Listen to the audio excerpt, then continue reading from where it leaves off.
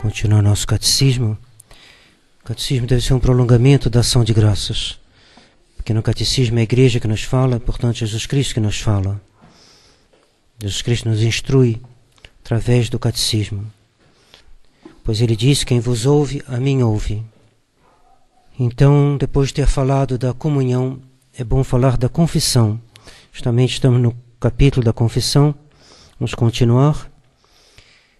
Havia muitos santos que confessavam todos os dias. Confissão é a melhor preparação para receber a Santa Comunhão. Não tem melhor, porque nela é o sangue de Nosso Senhor que, lavando nossa alma, a torna apta a receber Nosso Senhor no seu Santíssimo Sacramento. Então, esse sacramento tem vários atos, várias partes. Nós estamos no exame de consciência.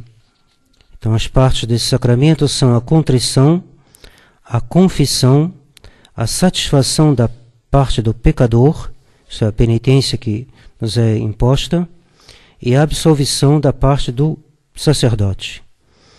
Então, o que precede a contrição, ou menos o que precede a confissão, é o exame de consciência, pelo qual a gente toma consciência de ter ofendido a Deus e de quantas maneiras e quantas vezes, e se foi gravemente ou não.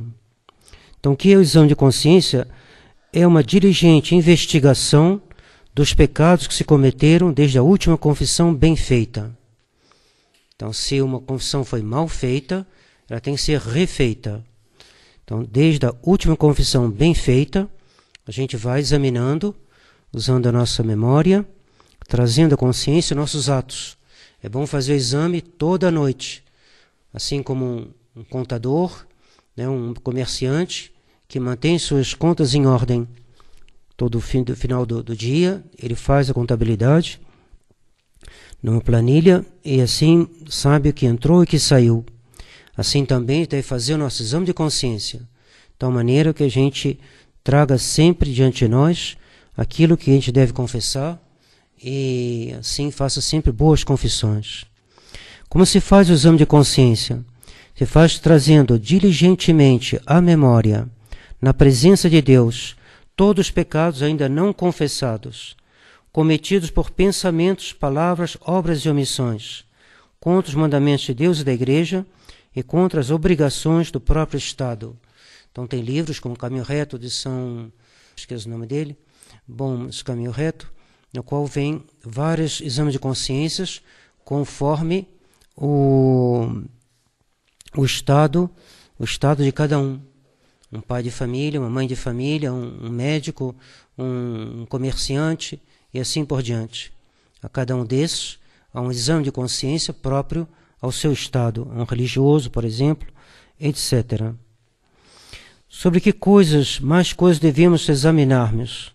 Devemos examinar-nos também sobre os maus hábitos e sobre as ocasiões de pecado.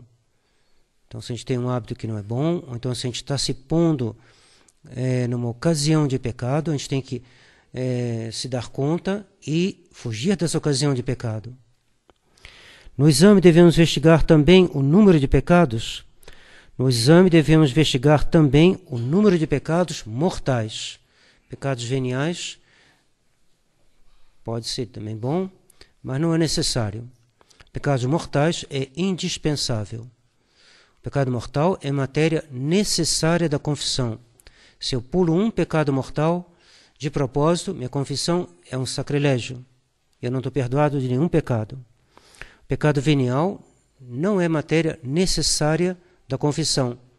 Posso confessá-lo se eu quiser, posso não confessá-lo. E depois posso excomungar. E é bom confessar, mas não é obrigatório. O pecado mortal é obrigatório, matéria necessária. O pecado venial é matéria suficiente. Vou me confessar e digo só um pecado venial, mais nada. Posso receber absolvição? Pode, porque é matéria suficiente, mas não é necessária. Porque é necessário que cada pecado... que é necessário para que um pecado seja mortal? 3 coisas são necessárias: matéria grave, plena advertência e consentimento perfeito da vontade. Quando há matéria grave, quando se trata de algo notavelmente contrário à lei de Deus e da Igreja, então é necessário estudar. O evidente fica na dúvida. Por isso tem a teologia moral, que vai nos dizer quando é que é pecado mortal e quando é que não é. Roubar 1 centavo não é pecado mortal. Roubar uma coisa de maior valor, correspondente a um dia de trabalho de um agricultor, por exemplo, pecado mortal. Então é necessário saber.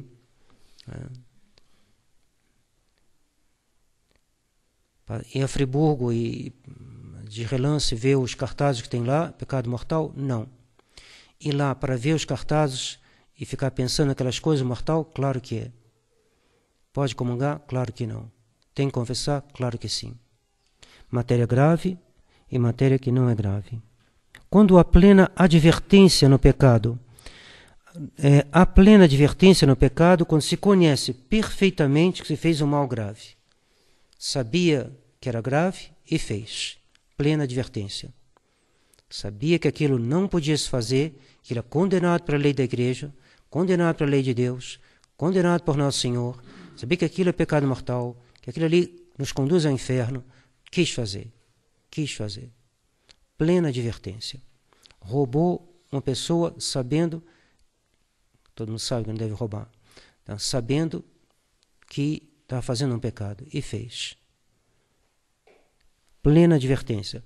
Se for pecado venial, é venial, mesmo com plena advertência. Deve fugir do pecado venial feito com plena advertência, porque ele prepara a alma para fazer um pecado mortal depois. Mas se a matéria é leve, mesmo com plena advertência, ele é só venial. Mas se a matéria for mortal, é pecado mortal, a alma por um pecado mortal merece o inferno por toda a eternidade. Um pecado mortal. Quando no pecado há consentimento perfeito da vontade, há no pecado consentimento perfeito da vontade, quando se quer fazer deliberadamente uma coisa, embora se reconheça que é culpável. Então o catecismo detalha um pouquinho mais, eu dei um exemplo assim meio apressado. Então vamos, o catecismo distingue, né? As duas coisas na hora do ato vão juntas. A advertência, eu sei, e o consentimento, eu quero. Então, a primeira coisa, a matéria tem que ser grave. Depois, eu sei que é grave. Depois, eu quero fazer. Você tem essas três coisas juntas, matéria grave, plena advertência, conhecimento, e com pleno consentimento, plena vontade, a alma merece o inferno para sempre. E se ela não se confessar, ela irá para o inferno. Que diligência se deve usar no exame de consciência? Deve-se usar aquela diligência que se usaria em um negócio de grande importância. Então deve parar e refletir. É uma coisa séria, grave.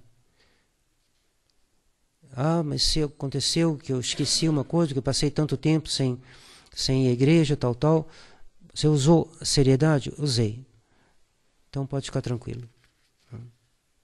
E se mais tarde vier ao seu espírito algum pecado que você não confessou, aí você deve confessar. Se for mortal. Se for venial, não se preocupe. A comunhão já apaga o pecado venial, a água benta apaga o venial, o confítor que a gente reza na missa apaga o pecado venial, o próprio Pai Nosso apaga o pecado venial, contanto que seja dito com piedade. Quanto tempo se deve empregar no exame de consciência? Deve-se empregar mais ou menos tempo conforme a necessidade. Ficou muitos anos sem se confessar, sem ir à igreja, claro, vai ter que levar um tempo maior. Vai ter que fazer uma confissão geral, vai ter que parar e melhor fazer um retiro, fazer uma boa confissão. Rever os 10 mandamentos, refazer o catecismo um pouquinho de novo, ver tudo direitinho, pegar o mandamento da igreja, os pecados capitais. Conforme então a necessidade, isso é, conforme o número e a qualidade dos pecados que sobrecarregam a consciência e conforme o tempo decorrido desde a última confissão bem feita. Como se pode facilitar o exame para a confissão? Facilita-se o exame para a confissão fazendo todas as noites o exame de consciência sobre as ações do dia, todo dia de noite. lá perto de Raul Novo, tinha uma família, esquecendo o nome do senhor, na fazenda da Santa Fé. E ele toda noite reúne a família, tem uma capelinha na fazenda, não é muito rico, mas mesmo assim construiu uma capelinha, e lá eles fazem exame de consciência, oração da noite, exame de consciência em família, e com as pessoas que moram ali. Toda noite, vai lá, e tem um senhor chamado Gabriel, que um dia chegou lá, e eles estavam fazendo esse exame de consciência em família, ficou muito edificado. Não, seu Álvaro, viu? Seu Álvaro faz o exame de consciência toda noite com a família e com os empregados, os que moram ali. Da dor ou arrependimento, que é dor dos pecados, consiste num desgosto e numa detestação sincera da ofensa feita a Deus. Desgosto e detestação sincera. Não precisa ser sentida, basta que a vontade esteja determinada a não recair naquele pecado. Basta isso. Uma vez, São Vicente Ferrer tinha absolvido um homem e deu uma penitência. E o homem falou: padre, mas o meu pecado foi muito maior do que a penitência que o senhor está me dando.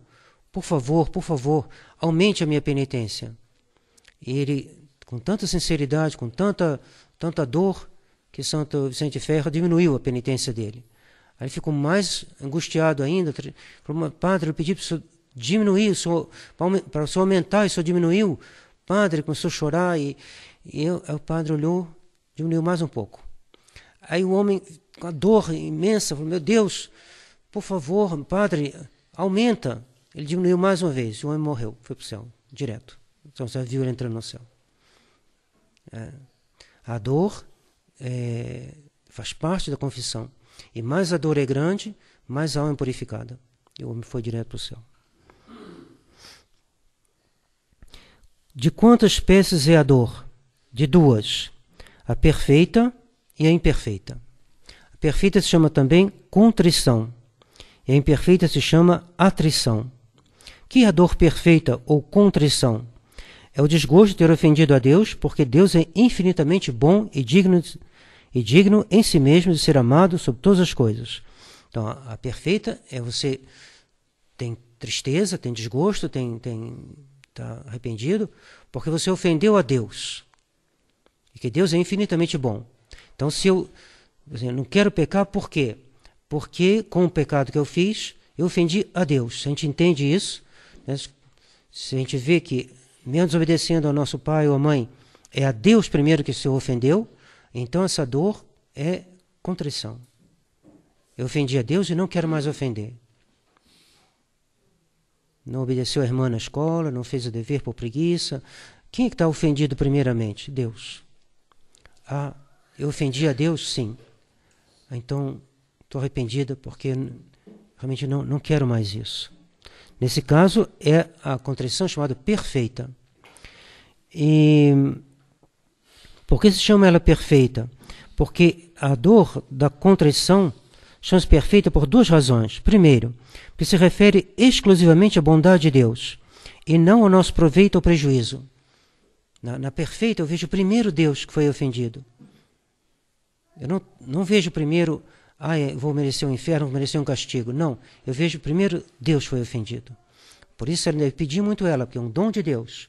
Contrição perfeita, como esse homem, São Vicente de Ferrer está confessando, esse homem tinha contrição perfeita, por isso que ele foi direto para o céu. E a contrição perfeita, mesmo antes da confissão, eu já estou livre do pecado. Só que eu tenho que confessar. É obrigação de confessar. Mas se ela for perfeita, só Deus sabe se ela foi perfeita. Ela já não me purificou. Deve pedir essa graça. Então ela vê, por que ela é chamada perfeita? Porque ela vai exclusivamente, se refere à bondade de Deus. Deus que foi ofendido. Segundo, porque nos faz alcançar imediatamente o perdão dos pecados, ficando, porém, a obrigação de nos confessarmos. Então a dor perfeita alcança no perdão dos pecados, independentemente da confissão. Não nos alcança o perdão dos pecados independentemente da confissão, mas porque sempre inclui a vontade de se confessar. Então, se ela é perfeita, ela inclui a vontade de se confessar, porque é o meio da gente reparar essa ofensa feita a Deus. Porque a dor perfeita ou contrição produz este efeito de nos conceder o estado de graça. Então, se ela é perfeita, antes mesmo de chegar no confessionário, eu já estou na graça de Deus, mesmo se o pecado tenha sido mortal. Por quê? Ela produz este efeito porque procede da caridade. Procede do amor de Deus. Ora, se tem amor de Deus na alma, é porque ela não está em pecado mortal. Uma alma que está em pecado mortal não ama a Deus. Então, se ela recebeu a graça da contrição perfeita, ela ama a Deus. Ela tem pena de ter ofendido a Deus. Por quê? Porque ela ama a Deus. Se ela ama a Deus, ela não está em pecado mortal. Ela já está purificada. Mas resta a obrigação de confessar. Que é a dor imperfeita ou a traição? A dor imperfeita ou a traição é aquela pela qual nos arrependemos de ter ofendido a Deus como nosso supremo juiz. Isto é, por temor dos castigos. Então, olha a diferença. Na primeira, eu tenho pena porque Deus foi ofendido. Na segunda, eu tenho pena porque eu vou apanhar. Papai e mamãe vão me bater. Ai, coisa está ficando ruim para mim. Então, nesse caso, se eu estou mais preocupado se o motivo da confissão é a pena que eu vou receber, já é um dom de Deus. Mas não é o dom da caridade ainda. É o dom do temor, que vai me salvar. Que vai quanta gente foi salva por causa desse temor? Quantos não estariam no céu se Deus não desse esse temor? Isto é, por temor dos castigos que merecemos e que nos esperam nesta vida e na outra, ou pela própria fealdade do pecado. Fiz uma coisa errada. Não queria ter feito. Por quê? Porque, meu Deus, eu fiz isso. Então a pessoa fica constrangida, mas não é por amor de Deus ainda. É porque... Que condições deve ter a dor para ser boa? 4 condições. Deve ser interna. A pessoa derrama lágrimas, mas por dentro está pronto para recomeçar. Não adianta nada. Tem que ser interna. Tem que ser sobrenatural. Meu patrão vai me tirar do serviço. Se é só isso, não. Tem que ser sobrenatural. Deus, unitrino, vai me punir. Aí já não é um patrão. Deus, unitrino, Pai, Filho e Espírito Santo, vai me punir. Sobrenatural. Está baseado na fé. A fé que nos revela que Deus é unitrino. Suma e universal. Vamos ver cada um deles rapidamente, se não for muito longo. Acho que é um pouquinho longo. Talvez. Vamos ver. Por que a dor deve ser interna? Porque a vontade que se afastou de Deus com o pecado é voltar para Deus, detestando o pecado cometido. É a vontade interna. O que quer dizer, a dor deve ser sobrenatural, deve ser excitada em nós pela graça de nosso Senhor, e que a devemos conceber levados por motivos que procedem da fé. Então, sobrenatural. Vou perder o emprego. Não é sobrenatural.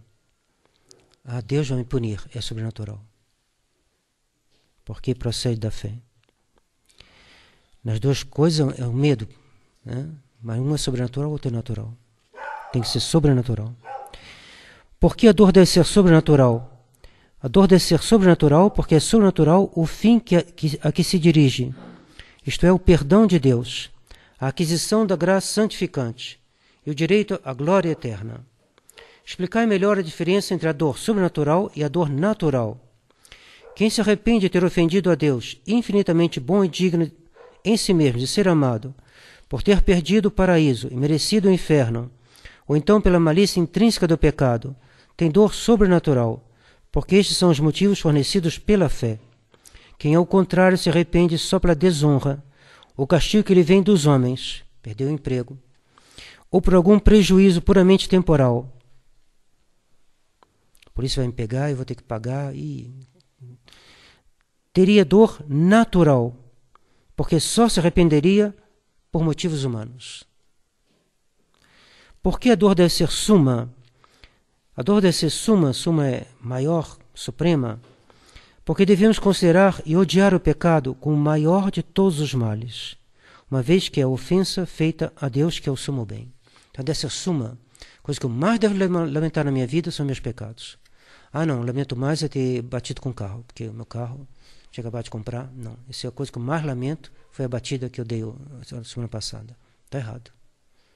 Então, se lamenta mais o carro que você perdeu, sim, o carro não estava no seguro. Não, isso é pior do que tudo. Pior que tudo para mim é perder o carro. E para você? Não, pior para mim é ficar com a lepra. É? E fazer 10 pecados mortais. Não, prefiro 10 pecados mortais do que ficar com a lepra. Está errado. Sua dor não é suma. E assim você não pode entrar no céu. Tem que lamentar muito mais o pecado mortal do que a perda do carro e a perda da saúde. Se ela não é suma, ela não é o que Deus quer. Mas eu estou arrependido. Mas ela é suma? Não, entre um carro, entre a lepra e o pecado mortal, não. Prefiro cometer o pecado de novo, mas não pegar a lepra. Está errado. Tem que ser suma. Suma é a maior de todas. Deve ser suma porque devemos considerar e odiar o pecado como o maior de todos os males. São Luís tinha um amigo chamado Joinville, e ele perguntou para Joinville, o que você prefere? Contrair a lepra ou fazer um pecado mortal? Joinville falou, prefiro fazer 10 pecados mortais do que pegar essa doença aí. Aí São Pedro respondeu, você foi sincero, Joinville. Aprecio sua sinceridade, mas respondeu muito mal. Que eu prefiro muito mais pegar a lepra do que cometer um só pecado mortal. Você devia fazer o mesmo. E Joinville, ele mesmo que conta. Ele escreveu a vida de São Luís, ele mesmo que conta. O que ele respondeu? Muito sincero, muito bom, Joinville. Se corrigiu. Mas o que ele respondeu estava errado, claro. Para ter a dor dos pecados, é porventura necessário chorar, como às vezes se chora pela desgraça desta vida? Não é necessário. Não é necessário que materialmente se chore pela dor dos pecados, mas basta que no íntimo do coração se deplore mais ter ofendido a Deus do que qualquer outra desgraça. Tem que pedir essa graça. Porque se a gente não tiver essa graça, nossa dor não é o que Deus espera de nós. E a gente precisa dessa dor para ser perdoado. Porque a traição, ela é a dor suma de ter merecido o inferno e de ir para o inferno. E o inferno é pior do que ficar sem emprego. Então eu devo ter mais dor de ir para o inferno do que qualquer outra coisa. Então a dor deve ser suma. E quer dizer que a dor deve ser universal. Deve se estender a todos os pecados mortais cometidos.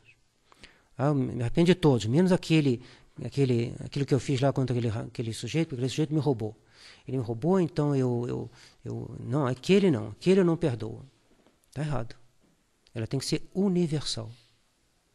Eu me vinguei dele, estou muito contente de ter vingado, e matei ele, matei o irmão dele, estou muito contente. Não. Tem que ser universal. Todos os pecados mortais você tem que se arrepender. Senão não entra no céu. Não entra. Mas ele me prejudicou. Se prejudicou, mas você tem que perdoar ele.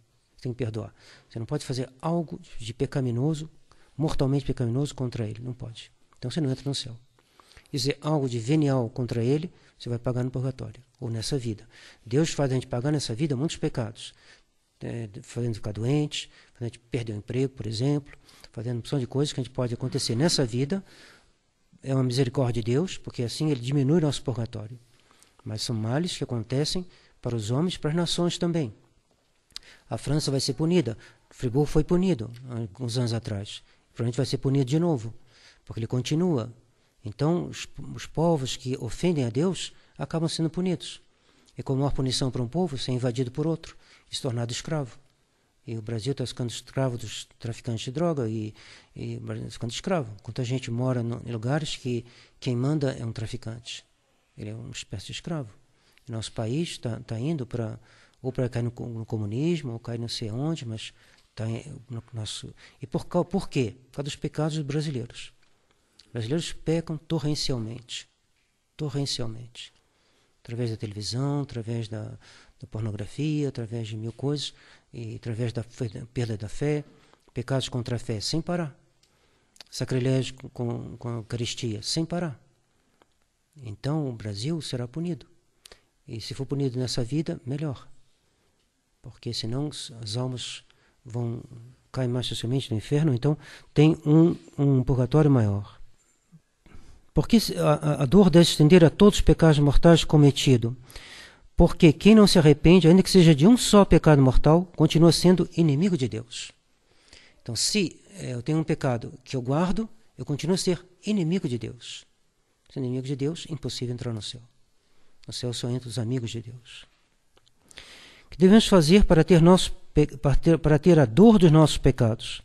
Devemos pedi-la de todo o coração a Deus e excitá-la em nós com a consideração do grande mal que fizemos pecando. Como fareis para excitar-vos a detestar os pecados? Primeiro, considerarei o rigor da infinita justiça de Deus e a deformidade do pecado que enfeiou a minha alma e me tornou merecedor das penas eternas do inferno. Meditar sobre isso.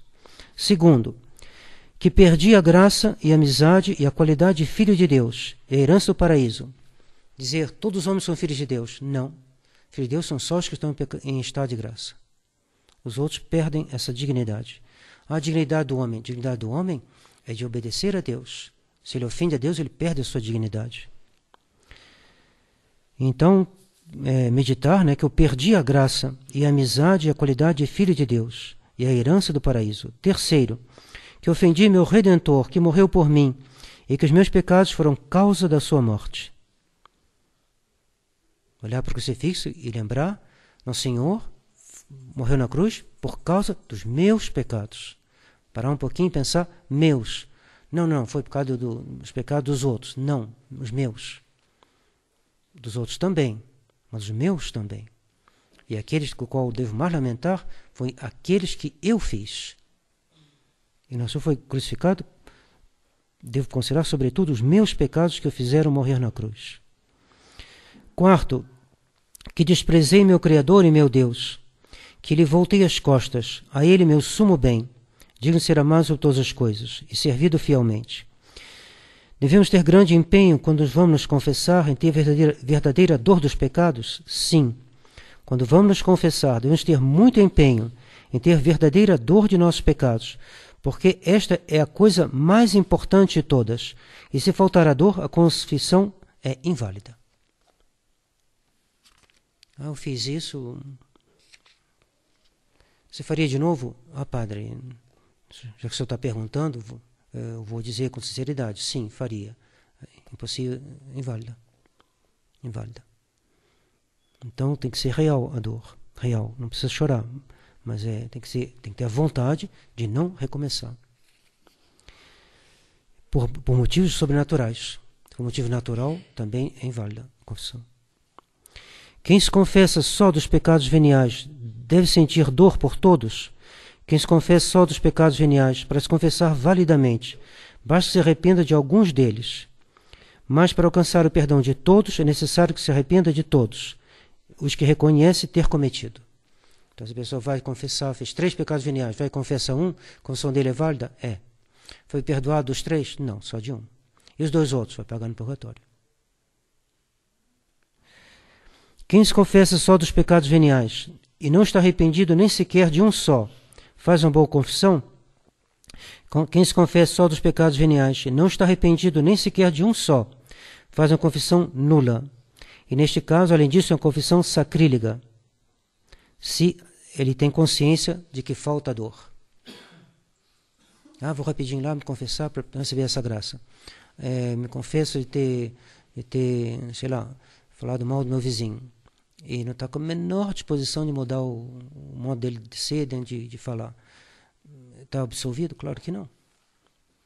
Foi lá sem pensar, confessou uma coisa que ele sabe que ele faz, mas não tem a menor vontade de parar, e continua. A confissão nula, sacrílega.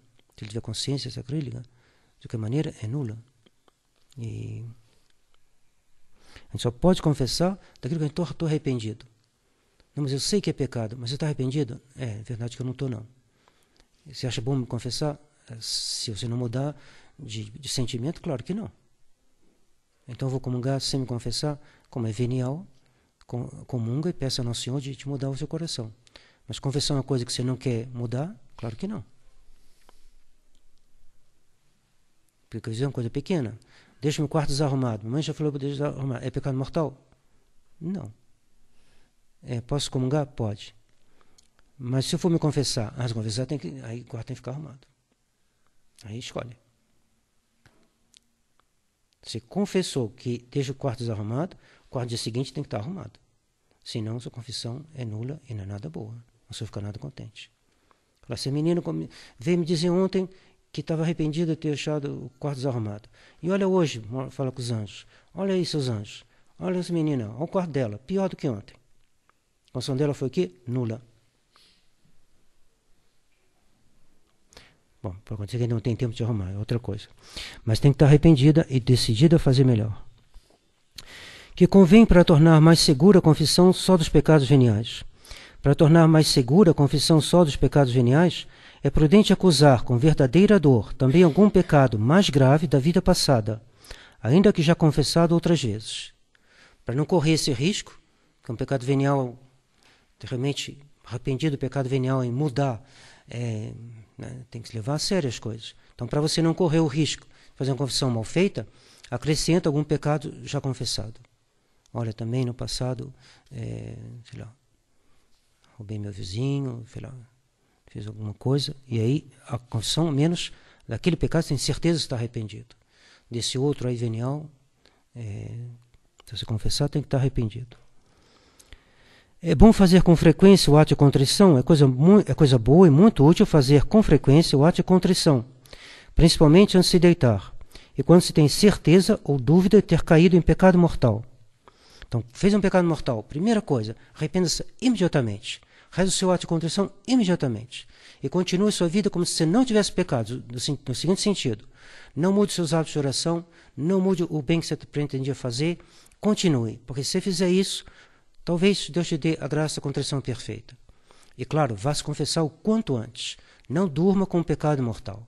Dormir com um pecado mortal é dormir com uma jararaca no seu lado. Não se faz isso.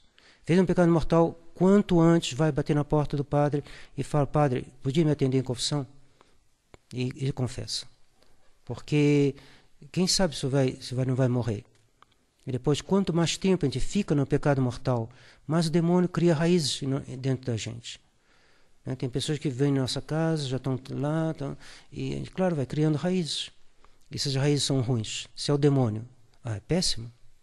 Então, fez um pecado mortal, quanto antes. Ato de contrição imediatamente e depois correndo para o confessionário. Não precisa correr muito não, mas não deixa para depois. É útil, sobretudo, para alcançar mais facilmente a graça de Deus, a graça de fazer semelhante ato na ocasião de maior necessidade, isto é, em perigo de morte. Então, é bom fazer ato de contrição? Claro que é. Isso vai te tornar um hábito, e aí na hora da morte você o fará mais facilmente. Tem horas que a gente vê que vai morrer. Está viajando num navio, o navio está afundando, Titanic, não tem lugar para... Já foram todos os barcos, né, de salva-vidas já foram embora, e está afundando, vai fazer o quê? Não tem padre para confessar, só tem um ato de contrição. Não sei, a contrição nunca fiz, estou tão nervoso, não consigo fazer. É pena porque é um bom momento. Era a hora. Então, que a gente saiba direitinho, que a gente tem o costume de fazer com frequência o ato de contrição, de tal maneira que no momento de perigo de morte a gente possa fazê-lo e não perder o céu. Em nome do Pai, do Filho e do Espírito Santo. Amém.